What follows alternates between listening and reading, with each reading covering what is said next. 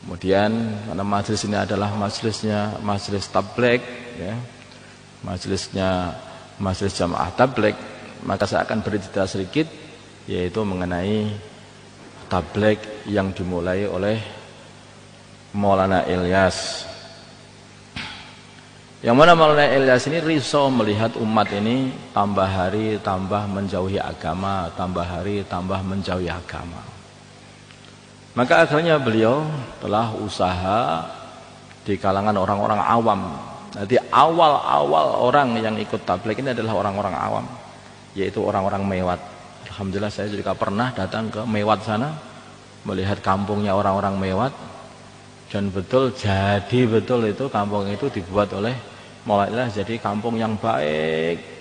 Di sana itu kalau jamaah full semuanya ke masjid, semuanya orang-orang awam. Tetapi namanya mementingkan jamaah, mementingkan masjid itu kenceng sekali mereka. Mereka kerja biasa, ada bengkel, ada sawah, ada toko. Begitu azan tutup semua ke masjid. Tutup semua ke masjid. Hasilnya itu nyata betul di sana itu. Hadirin, bagaimana dulu Maulana Ilyas itu sehingga membuat orang-orang Mewat. Sebentar, orang Mewat itu siapa?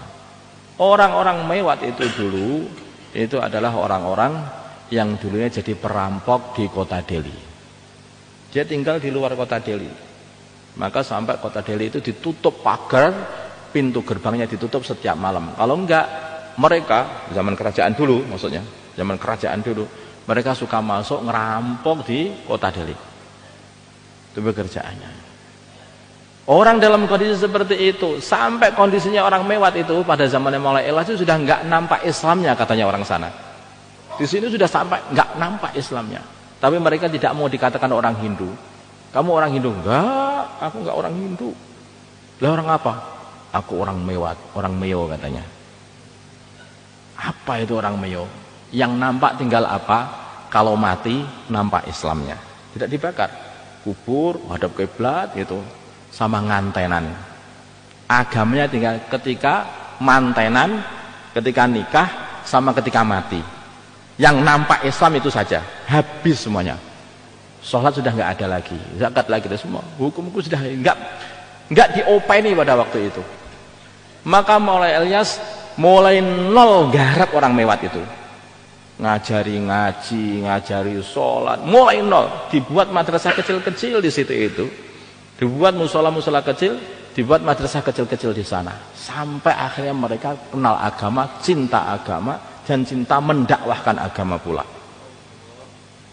Ini dimulai dari ini kerja dakwah. Kalau antum nanti bisa keluar FPB sana, ya ke India, mintalah nanti keluar ke Mewat. Tapi biasanya jamaah khusus di sana itu, tidak jauh dari New Delhi. Maka hadirin yang dimuliakan Allah Subhanahu Wa Taala. Awal-awalnya Maulana Ilyas ini bertanya kepada orang-orang Mewat yang kerja di kota. Ditanya, berapa bayaranmu kerja di kota? 2 rupiah katanya, 2 rupiah. Kamu mau kerja di tempatku? Siap? Nah, saya bayar 2 rupiah sama. Siap? Kerja 8 jam dapat 2 rupiah. Nah, kerjanya apa? Dengarkan taklim. Jadi dibayari mereka itu untuk pergi ke masjid. Program 24 jam setiap hari itu, bukan 20, hanya 8 jam programnya itu. Baik. Terus tapi dibayar sama Maulana Ilyas. Awalnya seperti itu. Lama-lama itu mereka merasakan senengnya ke masjid. Sudah nggak perlu dibayar lagi. Oh begini agama itu enak. Ngerti halal, ngerti haram, ngerti masjid, ngerti mendekatkan diri kepada Allah, ngerti doa, kenal Allah, kenal Rasulullah SAW. Ini mujahadah yang sangat-sangat susah. Tidak bisa sehari 2 hari. Membangun mulai awal. Coba. Jadi tabligh ini dulu dibangun mulai awal dengan penuh susah payah. Penuh susah payah. Masya Allah. Sampai akhirnya tabligh ini dikenalkan kepada para ulama. Yang kenalkan siapa? Orang Mewat itu sendiri. Dikenalkan, dibuat tertawaan sama para ulama itu. Mereka kalau datang, saya ini hanya disuruh Maulana Ilyas. Ulama-ulama itu ya karena sungkan aja sama Maulana Ilyas. Ya udah itu. Tapi lama-kelamaan setelah mereka memperhatikan, ini bener orang ini. Hasilnya nyata ternyata. Akhirnya didukunglah pesantren-pesantren mendukung dakwah ini. Ulama-ulama mendukung dakwah ini. Sehingga orang-orang semuanya ikut dakwah. Ikut dakwah.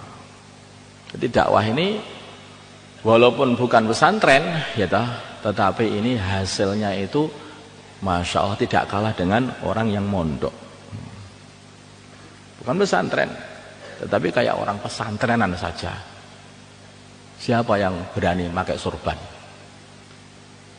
Pertama kali. Kalangan dekat-dekat kita sini. Kalau bukan orang yang belum haji, nggak ada yang berani selain orang dakwah.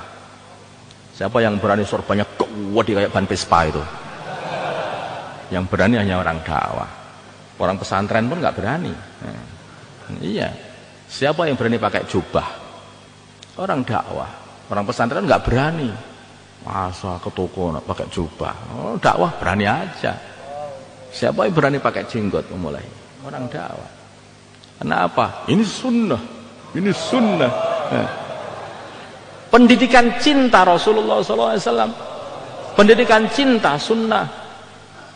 Coba, berapa banyak orang pesantren yang belum kenal dakwah yang punya siwak?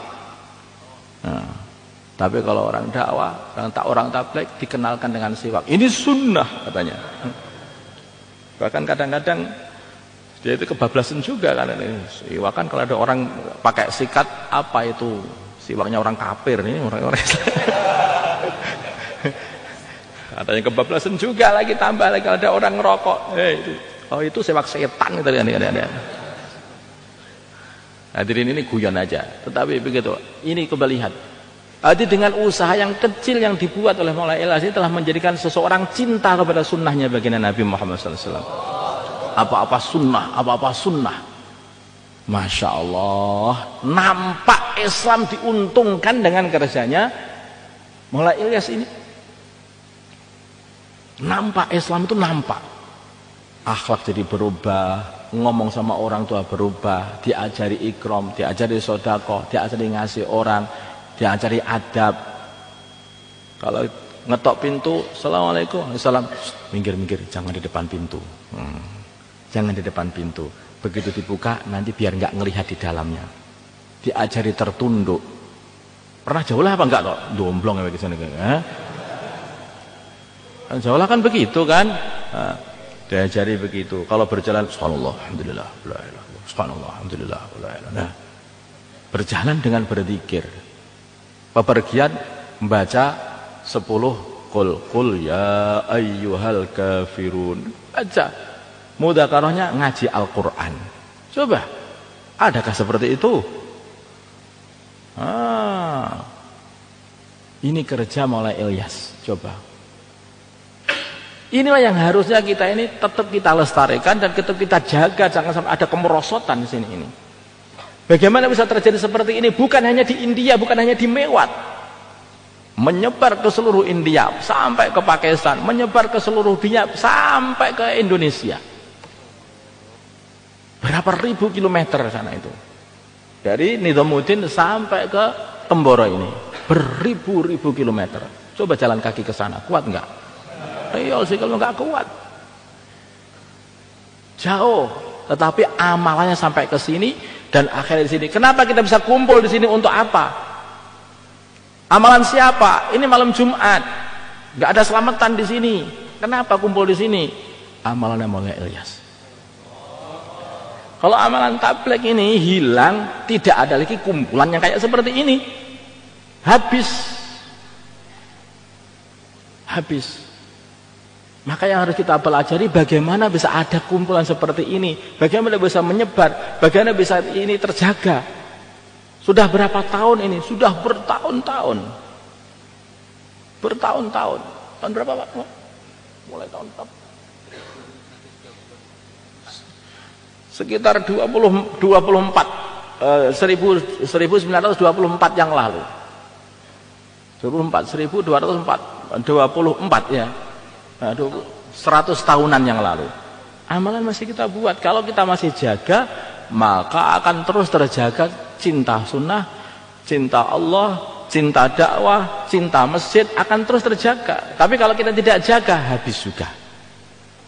Semua amalan harus dijaga. Keluar 3 hari, hidupkan amalan masjid, difikirkan hari-hari. Tapi semuanya ini harus ada jaringan-jaringan. Kalau tidak terjaring, ambiar tidak jadi seperti ini. Kocar kacir kemana-mana. Maka itulah dari sana itu membuat markas. Dari markas sana itu berhubungan dengan markas-markas di seluruh negeri. Di seluruh negeri. Dari Nizamuddin ada markas Indonesia, ada markas Malaysia, markas negeri Malaysia, ada markas negeri Australia, ada markas negeri Filipina, ada markas negeri Thailand, ada markas, semua markas-markas seluruh dunia itu mesti ada markas negeri. Mesti ada markas negeri seperti itu. Dari markas negeri itu berhubungan dengan markas-markas yang ada di provinsi. Dari markas negeri berhubungan dengan markas-markas yang ada di provinsi. Dari markas-markas yang ada di provinsi ini berhubungan dengan markas-markas daerah.